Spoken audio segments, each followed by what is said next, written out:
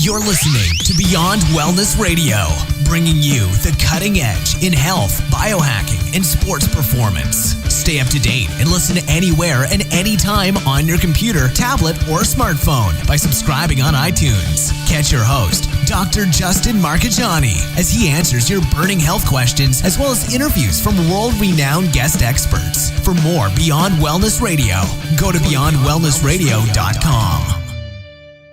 Hey there, it's Dr. Justin Marchegiani. Welcome to Beyond Wellness Radio. Feel free and head over to beyondwellnessradio.com where you can access our full podcast transcriptions. While you're there, you can also sign up for our thyroid and female hormone video series. This series goes into the root cause of why your hormones are out of balance. While you're there, you can also schedule a functional medicine consult with Dr. Justin, myself, where we'll dig deeper into the root cause of your health challenges. Feel free and think of sharing this podcast with at least one person. This podcast grows by people sharing it. Sharing is caring. If you can think of one person that can benefit from this information, please feel free and share it. If you're enjoying the podcast, make sure you subscribe on iTunes. You can also click below the video or podcast where you'll see the iTunes review button and leave us a review. You can also sign up for the newsletter at beyondwellnessradio.com where you'll get updates before anyone else. Thank you so much and enjoy the show. Hey there, it's Dr. Justin Marchegiani with Beyond Wellness Radio. We have an awesome guest today. I've had a couple of my patients who are dealing with histamine issues. So backed by popular demand, we have one of the biggest histamine experts out there. Yasmina Ykelenstam is here on the show. Yasmina is a former CNN producer. She had her own health challenges where she was able to come up with dietary changes. Part of that was cutting out gluten and also reducing histamine from her diet. And she has a great site over at thelowhistamineChef.com, thelowhistamineChef.com. Great references, great blog articles there. So everyone head over there, check it out. But Yasmina, welcome to the show. How are you doing today? I'm doing wonderful. Thank you so much for having me. I'm really excited to be here. I'm a big fan of your work. Thanks a lot. And me as well. I mean, you got a great site up here. I mean, one of the things I see in my functional medicine practice is I see a lot of patients with histamine issues, and we'll talk about what that is in a bit. But one of the triggers that I see is parasites. That people come in, they have a lot of gut bugs, which typically equals a lot of inflammation. The more inflamed your gut is, it's like a ticking time bomb for histamine. And I know one of your most recent blogs kind of touched upon that, so that really hit close to home for me. So I wanted to just kind of get everyone to get a sense of where you are on this journey, because you were a producer, you were in media. How did you get over into this natural health side of the world? Well, my body broke down basically, and I thought I was dying. And I really didn't have a choice. I mean, I've never liked cooking. I was always kind of interested in health, but to me, health meant buying an organic pizza from Whole Foods, right, and having an organic cola with it, that kind of thing. And so I was really kind of fooling myself thinking that I was doing the right thing for my body. But so it was really all born out of necessity. I mean, for me, stress is my biggest trigger, in addition to other issues, but really stress. So working as a journalist in war zones was really not the smartest thing I could do for myself. And a huge part of the recovery process was learning how to manage the stress, but the kind of emotional aspect of it, but also the physical aspect. And it was born of necessity, as it is for so many of us. The kind of wounded healer archetype that is so apt for so many of us. Absolutely.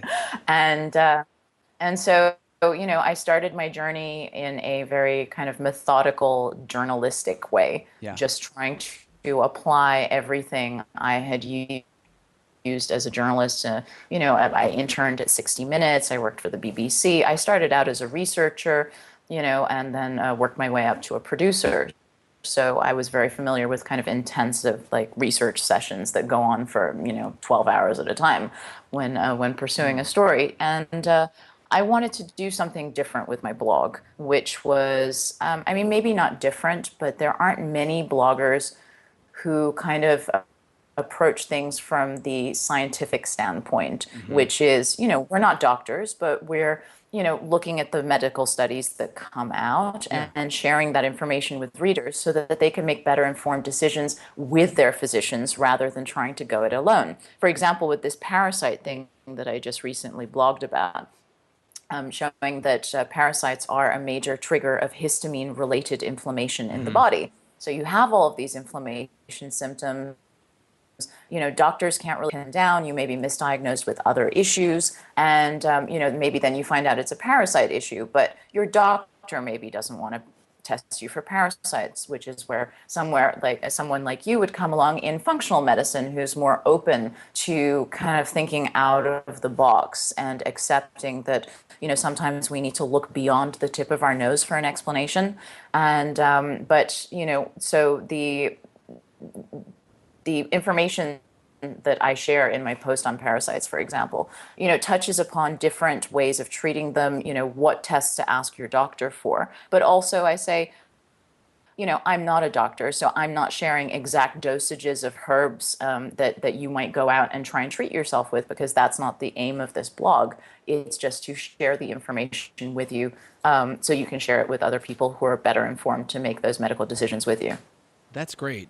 So you started having these health challenges back, I think, in the mid-2000s. You mentioned, I think you were over in Iraq. And how did you come across the histamine approach? Because histamine's, it's getting more popular, but 10 years ago, it had to have been more nuanced. I mean, paleo was just kind of coming out.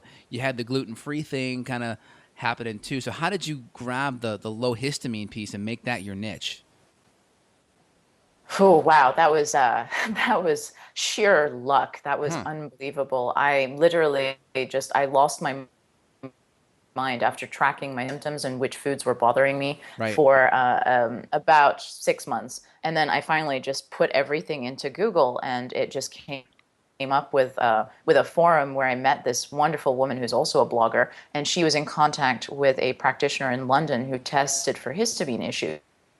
So I flew from Bangkok to London, I think it was a few days later, to get tested, and that happened. I received a diagnosis of histamine intolerance, which was too much histamine in my blood, too little of the histamine degrading enzyme in the body, diamine oxidase, DAO. And some people may not know this, but histamine is necessary for healing. It's used as a neurotransmitter. It's necessary for digestion. Histamine is a good thing. Too much histamine is a bad thing. Without histamine, we wouldn't be able to fend off viruses or fight bacterial infections or parasites, for example. But at the time that I was diagnosed, there was absolutely no information out there. And I mean, it was actually quite distressing. There was literally nothing. I was researching and researching and researching. There was one paper at the time, and that was pretty much it.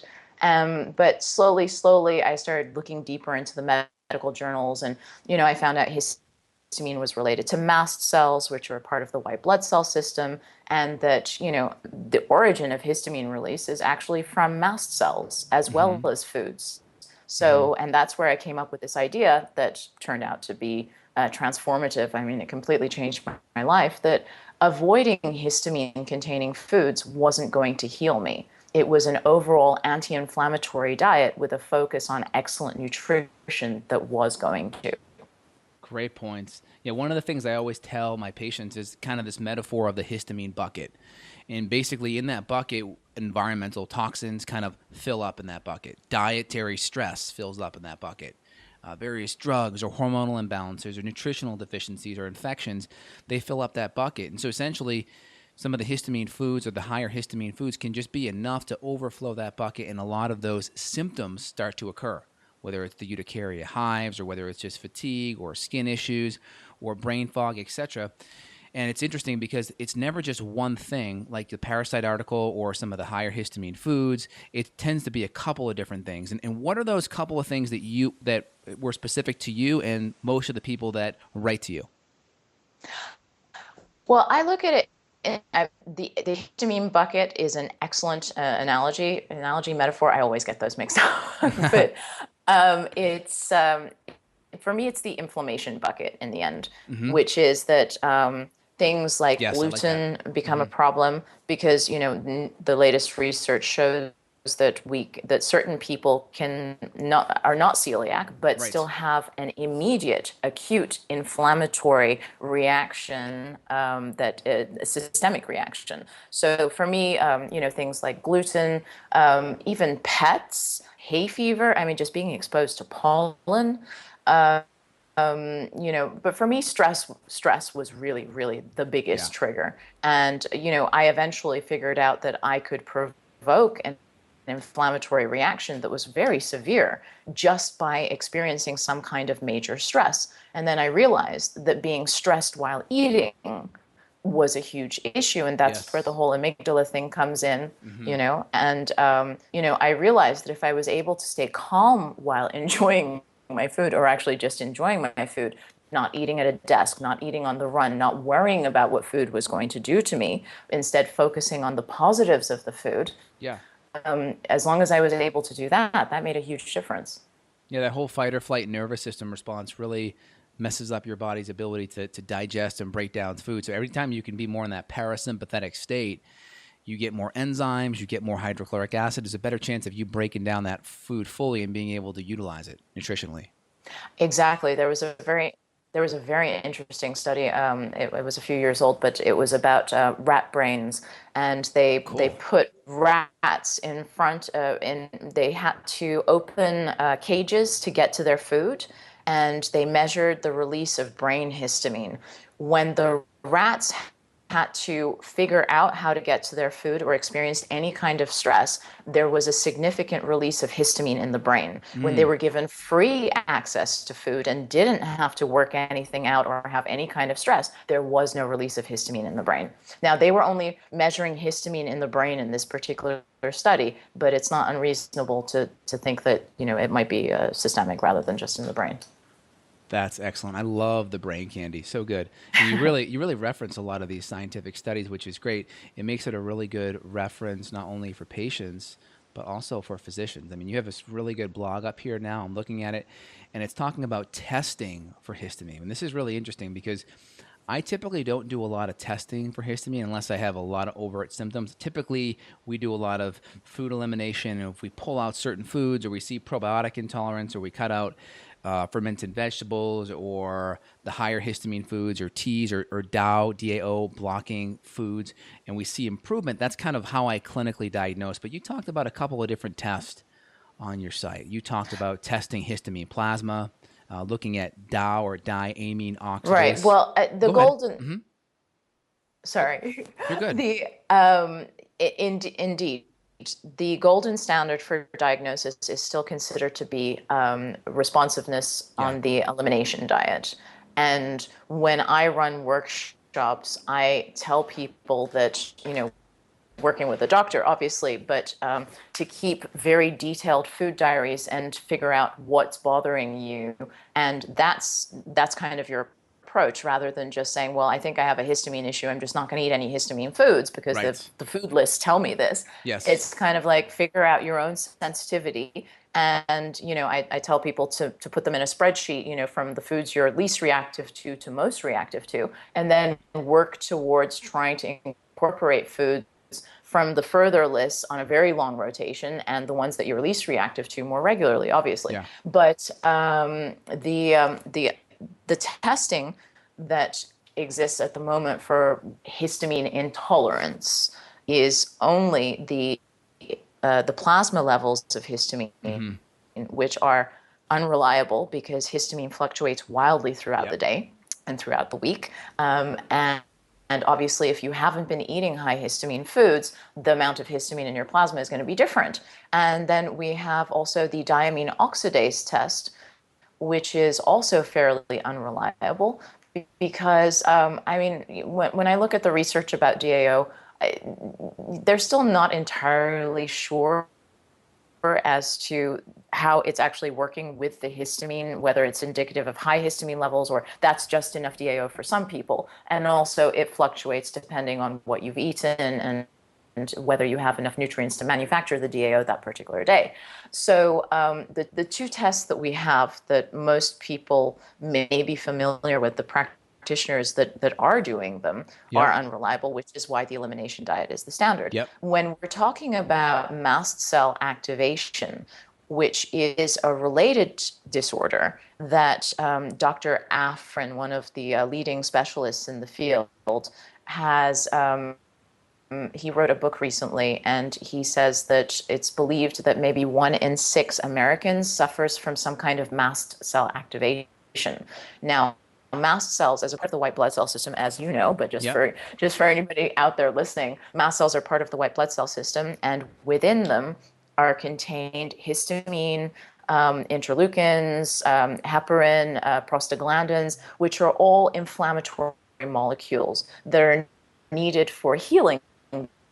But when mast cells become activated, such as provoked, let's say you have an allergy, and so the mast cells break open, a process called degranulation, and they splurge these inflammatory molecules all through the body, and they cause inflammation. Now, if you need that, if it's not provoked by allergy, by stress, or by trigger foods, or by medications that are inappropriate, or whatever it is, then we have too much inflammation, other kinds of inflammation in the body, which is another reason that I don't focus on just a low histamine diet, because we have other types of inflammation in the body. There are foods that correspond to prostaglandins and interleukins also. So we can either drive ourselves insane following, 100 different lists, or do what you advise, which is to work out our individual triggers and go from there. So sorry, for testing for mast cell activation is fairly difficult, because you need to find an immunologist who's willing to test you for it. I've had situations where people have gone to doctors and attempted to pay out of pocket and been told that they would not give them tests, which is frankly something I really just don't understand. At least they could give them a referral to somebody else who would be willing, because I accept that people need to work with a physician. Right. But, refer them to somebody who's open to working with them on it. Just don't tell them mast cell activation is so rare, which it absolutely isn't, that, it's not worth testing it.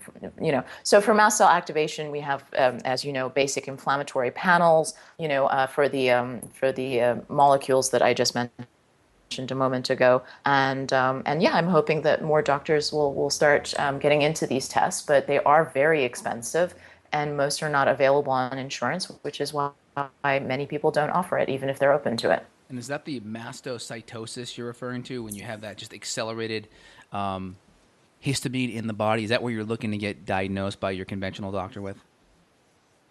No, actually, mastocytosis is one of them. We have histamine intolerance. We have mast cell activation, which is just the unstable mast cells. Then we have mastocytosis, which is a more serious incarnation of people with mast cell activation wouldn't be happy to hear me say that, because they can be just as severe. But the mastocytosis is linked to a type of leukemia called systemic mastocytosis. Technically a myeloproliferative, I can never pronounce this. Incarnation. But so we have different, they're all linked. They can differ in intensity, severity, and process, but they are linked by the mast cells and by the histamine. Mastocytosis is believed to be rare, as is the systemic, obviously highly rare. But mast cell activation, on the other hand, can be triggered by so many different things. As we said, the parasites, the stress, the exposure to chemicals, which is why it's becoming more and more common, because we just live in a more toxic world generally. Right. So like mastocytosis is kind of like the pathological expression, versus the histamine or intolerance is kind of more of the functional kind of impression, where you go to a conventional doctor, they may not even recognize it because it's more in that functional realm, where the mastocytosis is more of that in the pathological realm. Is that correct? Absolutely. I would love to see more functional doctors getting into the mast cell activation, because that seems to be exceedingly common, and I have so many people who have turned out to who have gotten their diagnosis, and it's really quite astonishing. I agree. And I like how you hit the inflammation piece. You talked about some of the prostaglandins, and we know like prostaglandin E2 is one of the ones that's more the inflammatory. We get that with a lot of refined vegetable oils, excess sugar. You also talked about a lot of the immune system upregulation that happens. Well, we have 5 kinds of immune cells typically. In doctorate school, we learned them by the acronym, at least I did, never let monkeys eat bananas: neutrophils, lymphocytes, eosinophils, monocytes, and basophils. And a lot of them live in the gut, in the malt and the gall, the inside the gut lining. And the big ones are the basophils, and these guys in your blood cell, they're basophils, but when they go into your tissue, they become mast cells. And mast cells they are the ones that erupt the histamine, like you mentioned. And histamine's job is to vasodilate so blood can get in there to help heal. But what's happening is, you mentioned before, Yasmina, is the chronic inflammation that histamine's just coming out all the time, and then you're getting all the symptoms of, well, let's touch upon that. Let's talk about what are the common histamine symptoms that you're seeing with people and yourself.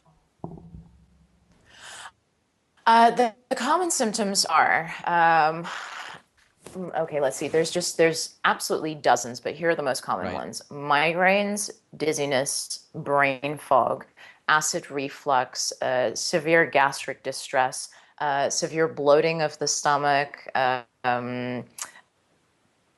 inability to pass stools, or the opposite, diarrhea.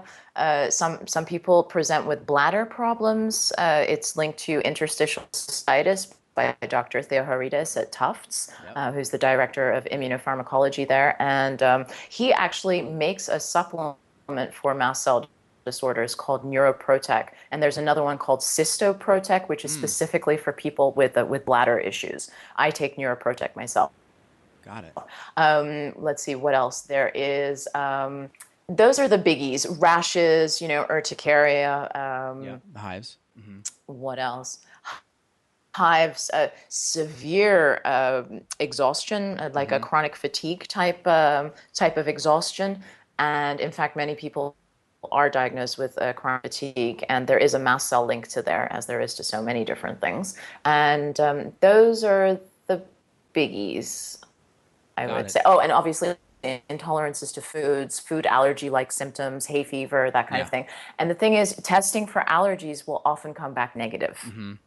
Yeah, like which confuses people. Yeah, even like an IgG or an IgA test will still, those delayed ones will still kind of come back negative, right?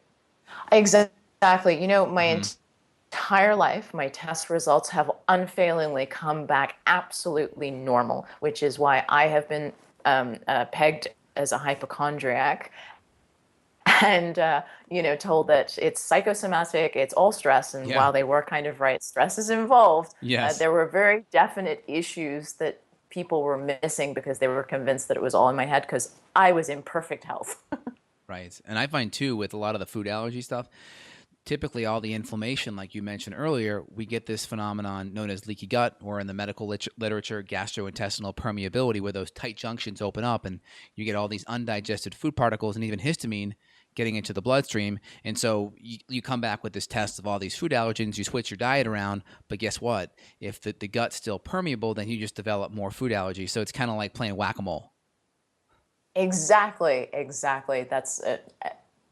I try to explain that to so many people. And yes, there was some research I came across recently that kind of blew my mind, which is that how you cook your food affects allergenicity, first of all, but also can cause mast cell activation, even if you don't actually have a genetic mast cell activation disorder. So it was advanced AGEs, advanced glycation endoproducts, that really lovely crust that you get when you cook something in the oven and you broil it. Creme brulee. Wow. Yes, exactly. Creme brulee, potatoes, anything. It's the process of sugar combining with fat and browning. Yes. And so these AGEs contribute to intestinal permeability, aka leaky gut, through the process of mast cell activation. And there was more research on how quercetin, which is the thing that I take, quercetin helps heal the tight junction permeability of the gut. And also The other one, emulsifiers. Mm. Emulsifiers causing mast cell activation of the gut. But something that really, really blew my mind was that, for example, strongly roasting peanuts, Hmm. according to this one study, typically increases their allergenicity by 30%. Wow. So Oh, we get, sorry, no, I have that wrong. Sorry. When compared with raw food antigens, yeah. IgE antibodies were elevated fourfold against processed food antigens in 30% of humans. So 30% of humans experience a fourfold increase in allergenicity when food is cooked, when peanuts are roasted, sorry. So if you're going to But have your peanuts are nuts, you already highly allergenic. got it. So if you're going to have your nuts, you want to soak your nuts essentially. All Exactly, right. which, everyone's been telling us for a while, but, some of us don't listen. Yeah, and it makes sense because things like a lot of those foods are very high in phytates or oxalates and a lot of these mineral blockers and enzyme disruptors. So that kind of makes sense that those soaking methods. And I know, I think it's Sally Fallon's book. What is it? Something traditions. That she talks about a lot of Oh, the. I think it's Nourishing Tradition. That's the book, and she talks about soaking the nuts and things like that, and helping to deactivate a lot of those things. So these old type of cooking things kind of make sense now when the science kind of looks at the nitty gritty, so to speak.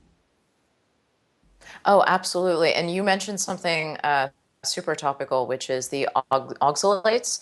Mm, And for me, oxalic acid turned out to be a huge piece of the puzzle. I focused on histamine for so long, I wasn't seeing the wood for the trees. And yes. oxalic acid, found in kale, all the world's Yeah. healthiest foods, chard, all low histamine foods. But oxalic acid, and I explain it to people like this. So oxalic acid is a plant irritant protection mechanism, as you know, Yes. and along with salicylates, Yes. fructose, and other things. So the way I explain it, the inflammation bucket, as I look at it, is we are the giant bucket, Yes. obviously, as with the histamine bucket. And within us, we have lots of tiny little buckets. So we have the fructose bucket, the oxalate bucket, the salicylates, all these different little buckets of things, tyramine bucket, all these different things that are found in foods that have the potential to cause inflammation. Well, it just takes one of those little buckets to spill over for the entire bucket to spill over and cause an inflammatory response, the gluten bucket, the whatever bucket. So you might think that, oh, well, I'm on a low histamine diet, but I'm still spilling over. I'm still spilling over. It might be because your salicylate bucket is full, but your Yes. histamine bucket is empty.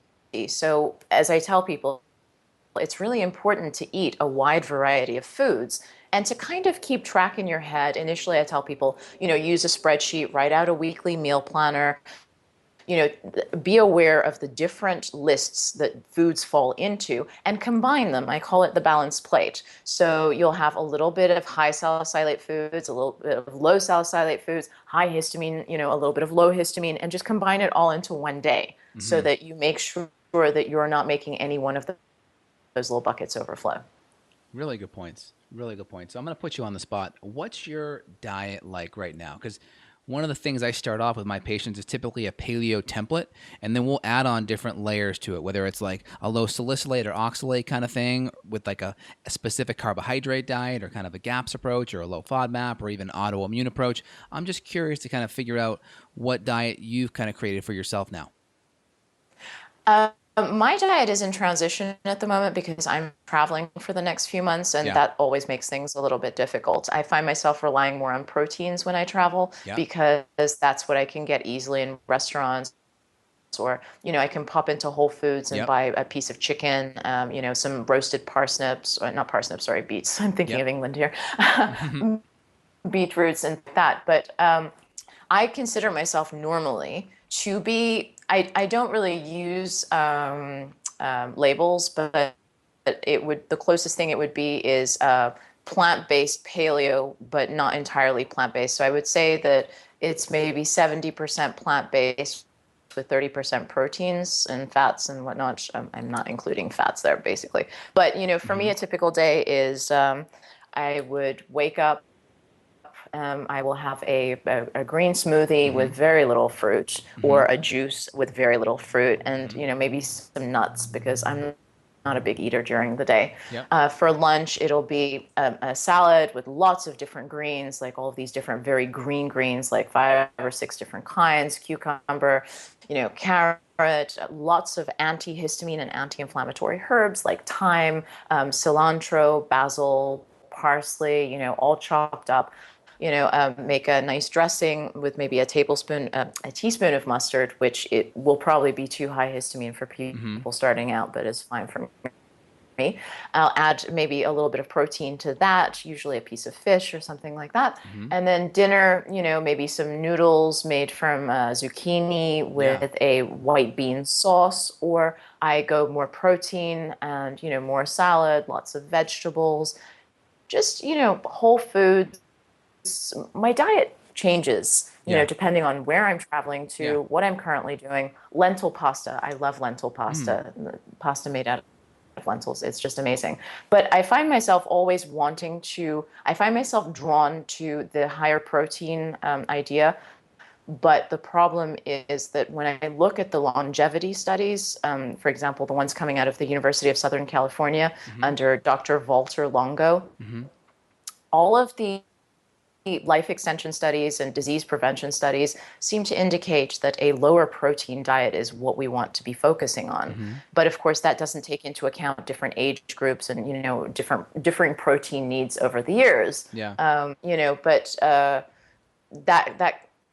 that is something that's always in the back of my mind when I go higher protein, and all of the studies showing that the lowered rates of disease in vegans and vegetarians. Obviously, there's problems with all of these studies. There's a problem with every study if you look hard enough. Right. But so maybe my I'm skewed towards the ones that lean towards a more plant-based diet, because that's usually my personal preference. I don't like eating too many animals. It's I feel bad for the animals. I totally get it. But one of the things that I wish those studies really took into account is, number one, typically a lot of people that are more plant-based tend to be more healthy to begin with. They're more conscious of being active or avoiding sugar and avoiding alcohol. So you kind of have that bias too. And then the next one is that we really don't classify what kind of meat. Like, are we talking grass-fed organic meat, or are we talking grain-fed, which means a whole bunch of histamine too, right? And then a whole bunch of antibiotics and pesticides. And I think that really matters too. What's your opinion on the quality of the meat?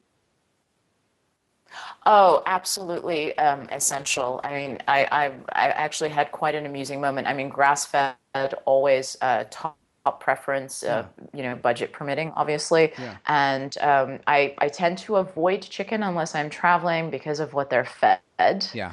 Because of, corn being allergenic and the omega-6 and, all of that. And I tend to focus on grass-fed meats and, lamb and things like that. And but it was amusing to me because when I was in France, I lived there for a year recently, and I went into the supermarket. I went to the butcher, and I said, in French, could you tell me which of your meats are grass-fed? And he looked at me and he burst out laughing, and he said, but madame, what else would we feed them? And I thought that was just an amazing answer. Of course they eat grass. Right, exactly. I know over here in the U.S., it's amazing. It's totally flip, right? Oh, absolutely. Yes. Yeah. I'm terrified when I see some of the things that they're in cattle. I know. Well, it's getting better because people are putting their dollars, where their mouth is, so to speak, and they're demanding it, which is great. And we're getting more access in a lot of these stores. So that's at least a good shift that's happening. Absolutely. If only it didn't cost so much and we could include more people on this quest for health, that would be amazing. But, slowly. Slowly, exactly. Now, Hopefully one day. Yeah, absolutely. Now, when I educate my patients on histamines, I kind of break them into like 3 categories. Now, I don't want to get too nerdy. If I go over the top, I'll back up a little bit. But we kind of have like histamines that are just foods that are high in histamine, like the foods, histamine's actually in the food. Then we have like histamine releasing foods where there may not be a lot of histamine in it, but it stimulates a release. And then we have like the histamine enzyme blocking food, the DAO or the DAO, the diamine oxidase blocking foods. So I just kind of wanted you to touch upon them briefly, and I have the list in front of me. I don't expect you to remember it, but because it's quite a list. But the foods that are higher in histamines are going to be like your nuts and your vinegars and your fermented foods and your aged meats and citrus. The foods that are going to be histamine releasing are going to be like more of milk, chocolate, Citrus, citrus fruits. Bingo. chocolate. Yeah, you got it. And then the blocking foods are going to be like your teas and such. But what's your take on that? Just in general. I mean, it's difficult because unless you've done genetic testing, Yeah. for example, I mean, you can figure out if your DAO is impaired or if your HNMT, the histamine methyltransferase, which is the other histamine degrading enzyme, which is only possible to figure out by genetic testing. And also you need to look at the MAO genes and, all of this. Because, for example, you can have a food like I was very upset for a number of years because one of the most popular high histamine food lists had turmeric marked as high histamine. And I just kept saying over and over again, turmeric is not high histamine. It is an antihistamine. It is a mast cell stabilizer. But what it can do is block the DAO. But if you have a person who does not have a DAO problem, then turmeric would be very healing to them. So what I say is, we have, and this is a concept that I struggle to communicate with people, that I've worked with in the past, is that foods can have opposing properties. You can have like the turmeric that blocks something is also antihistamine. As you explained, there's many different types of inflammatory cells in our body, and what's good for one might not be good for the other. So it's all a balancing act, and unless you want to live your entire life in fear and so focused on your health that you forget to live, then my advice to people is just for a couple of months track what works for you. And try and figure out what your tolerances are. Try to see how far you can get without filling your bucket and see what it is that helps you empty the bucket.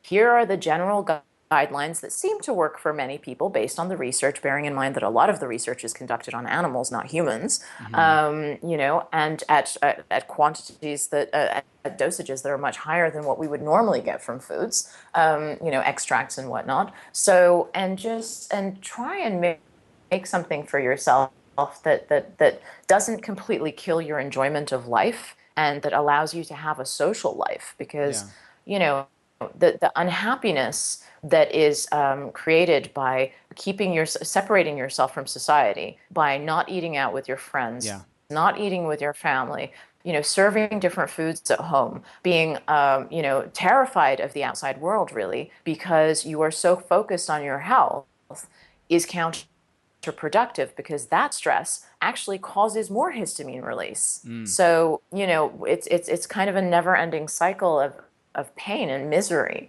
And so yes, we have all of these different foods with the different properties and with differing properties. And for example, the stem of a plant might have a different property to the fruit, or the leaf or whatever. So, the studies need to be taken with a pinch of salt and all of that. But, I think it's good to be aware of all of this stuff and then kind of take a step back and say, how can I protect my my sanity and have a good quality of life and still have fun? Got it. So that's my approach. Got it. That's great. And then the people that have written to you and that you've worked with, and also yourself, what have been the major histamine offenders? Like, what have really been their kryptonite? Is it more the histamine releasing, the DAO blocking, or more of the high histamine foods, based on your experience? It's really the fermented foods, number one. Yeah. So the fermented foods and the especially the vinegars, the alcohols, and the kombuchas, and most people who come to the histamine diet, the low histamine diet or the antihistamine diet, arrive there via gaps. Yes. Because of I see it time and time again, and in fact, that's how I worked out what was wrong with me. In the end, somebody served me Rejuvelac. I don't know if you're familiar with that beauty, but it's a fermented drink made from barley, I think it is. Okay, yep. She had fermented it for a few weeks, and I think she had combined it with kombucha, and she swore up and down that it would heal me. This was a raw foodist. And I drank it all, and I I basically had a seizure, and but it didn't happen immediately, and that's the confusing thing, as you know, with histamine foods, Right. because inflammation takes time to build up. So especially if your bucket is already empty, Right. you can think that something's not affecting you. And also there's, the power of wishful thinking, such as, well, a Snickers bar doesn't trigger me, but a tomato does. Right. Well, now let's really think about that. Yeah. Let's be honest with Right. ourselves. Tomatoes obviously better for you than a Snickers bar, right?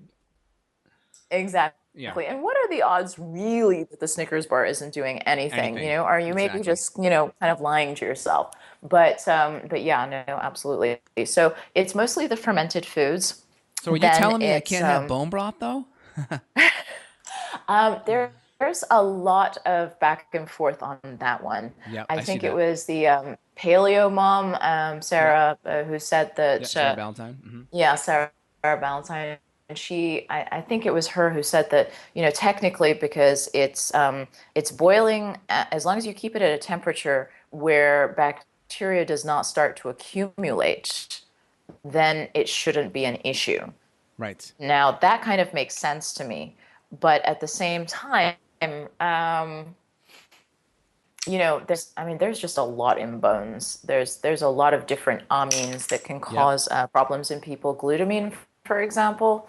And I know this is a struggle for a lot of people because they want to heal the gut, so they want the glutamine, and a lot of people take glutamine supplements, and then they have some sort of major episode.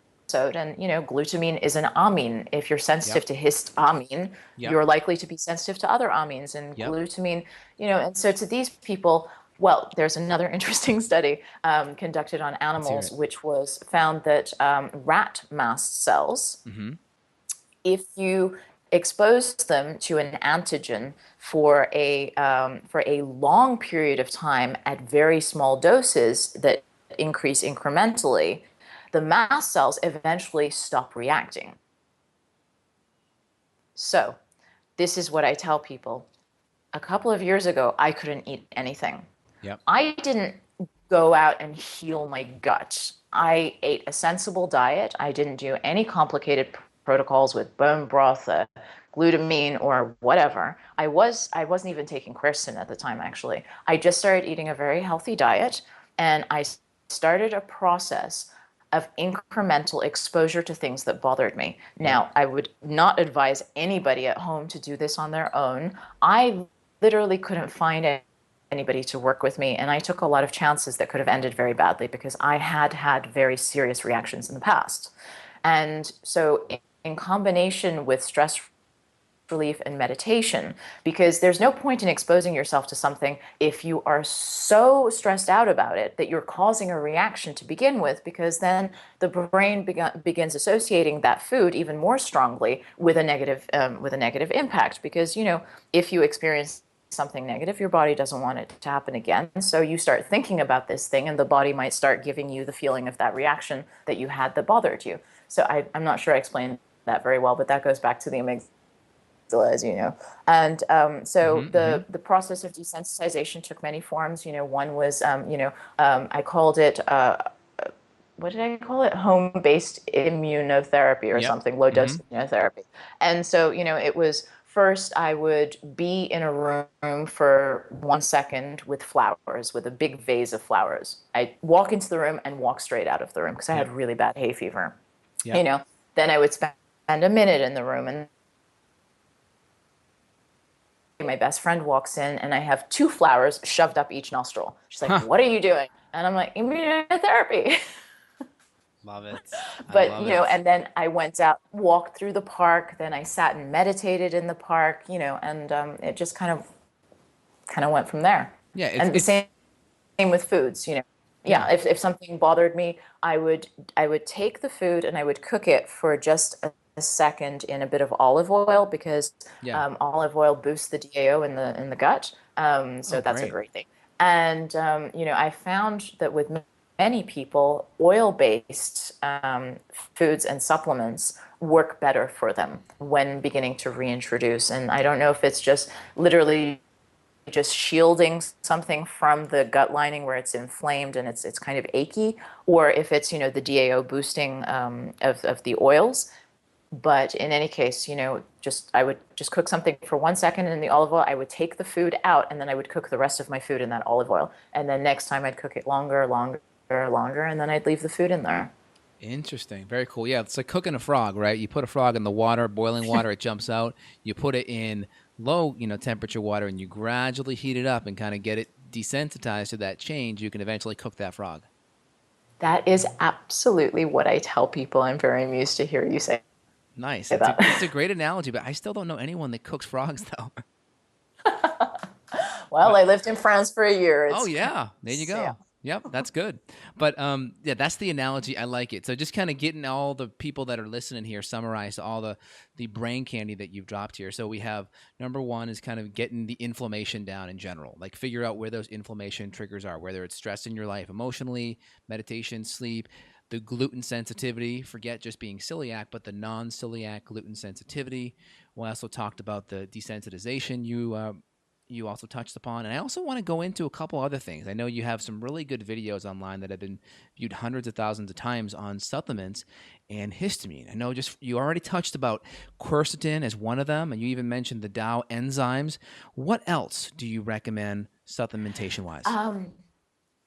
Mangosteen, well, I'm not a doctor, so I can't recommend anything, but should people wish to discuss with their doctors, I would just say, let's frame it like this. Things that have worked for you and have worked for patients or people that have written to you and shared them with you. Right. Okay. So mangosteen supplements, which are made from the skin of the mangosteen, not the actual fruit itself. So drinking the juice is not the same thing. Yeah. Mangosteen supplements work as a mast cell stabilizer, preventing them from releasing inflammation along with histamine into the body, unnecessary inflammation. Might also be beneficial for hair loss that is associated with histamine issues and mast cell activation, which is driven by prostaglandin D2. There is also, hang on, let me look over a little bit. Holy basil, you can buy this, also known as tulsi. Exactly, it's absolutely wonderful. If you have low cortisol, it might not be great for you. It acts as a mast cell stabilizer and antihistamine, highly anti-inflammatory. It's been one of the most healing things I've discovered. You can get it as a tea or as a supplement. Yep. There is also, it's important to have, to make sure that you are not lacking in nutrients. I'm finding more and more people, and I've been saying this for years, but people restrict themselves so much that they lack vital nutrients that will help fight the inflammation. So on the one hand, you're restricting foods because the symptoms go away, but that's a short-term achievement because long-term, as you deplete your nutrients, you become incapable of fighting inflammation in the future. Probiotics are a really difficult one. Because on the one hand, obviously, it's a problem with the fermentation, and some people, if they're lactose-based, but Seeking Health make a histamine-safe probiotic, which is basically there are strains that raise histamine and trigger inflammation, but this, and here's again where it gets confusing, but in many cases, this might not be a bad thing in the long term because they have other positive effects on other aspects of inflammation. But for our particular needs, they may not be appropriate because in the short term, they trigger this histamine release. So the Seeking Health Probiota Bifidio is what it's called, has the histamine neutral and histamine lowering strains in it. Otherwise, for people who are unable to tolerate probiotics, prebiotic foods are a good option. Things like chicory, dandelion, those high fiber plantains, things like that.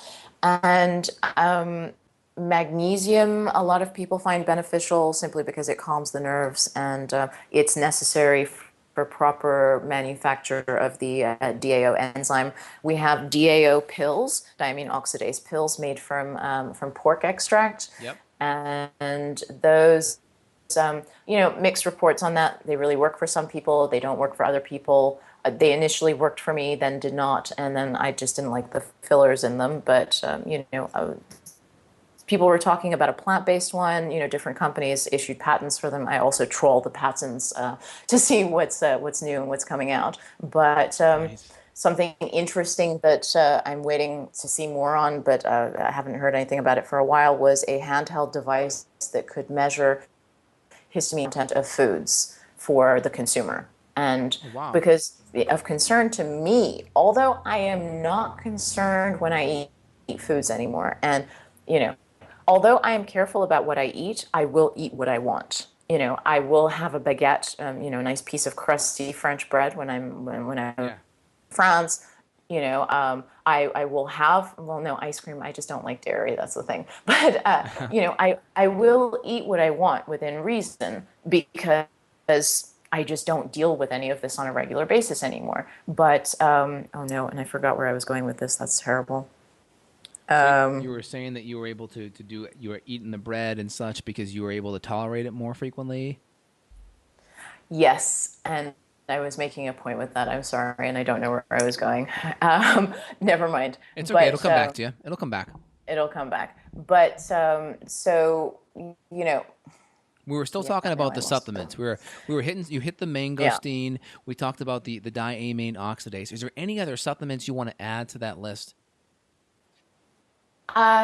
Some people, those are the primary ones that work for most people. Vitamin C. Oh yes, yes. Vitamin Oh, C perfect. is Vitamin C is a mast cell stabilizer and also an antihistamine. It's actually really, really, really powerful, and it is even prescribed by the world's leading mast cell activation experts in the field. And the one caveat is to make sure it's not Yes. corn-based. And for obvious reasons, but it gets worse than that. It's not just corn, but it's fermented corn, which is not great. And something to watch out for is citric acid, just so people know. Often derived from mold, and that's something we obviously need to avoid. People make the assumption that it's derived from lemons, but no. Right. And also, you mentioned before that you like a lot of vitamin C that comes from palm. Is that true? Yeah, that's the one I've been using, Yeah. simply because it came packaged with quercetin, but that one is now no longer being manufactured, Was that the which one is very by? Is that upsetting. the one by Twin My Balance? Twin Lab, Twin Labs. exactly. Yes. Yeah, and it's just out of stock, and people write to me every day about it, but sadly it's out of stock. My usual preference is for a whole food supplement, so something like camu camu, but Yes. a lot of people are reactive because it's a berry, and some of the berries are problematic for us. Acerola cherry vitamin C, Yep. some people do well with, and I generally get a lot of vitamin C from my diet already, but if you're traveling, if you eat something that didn't agree with you, vitamin C can sometimes help. Got it. And you mentioned, I think, in your story, I'm not sure if you said it today or if I saw it in one of your videos or blog posts, you mentioned you lost over a third of your hair on your head. Is that true? Oh, that was awful. That And was so awful. it does sound terrible. I see lots of patients that have that, though. And I'm just curious, just on a personal note, do you see a connection between hypothyroid? Because hair loss is a common hypothyroid symptom. Do you see the connection with thyroid issues and histamine issues, too? Um, for a lot of people, that is the case. Yeah.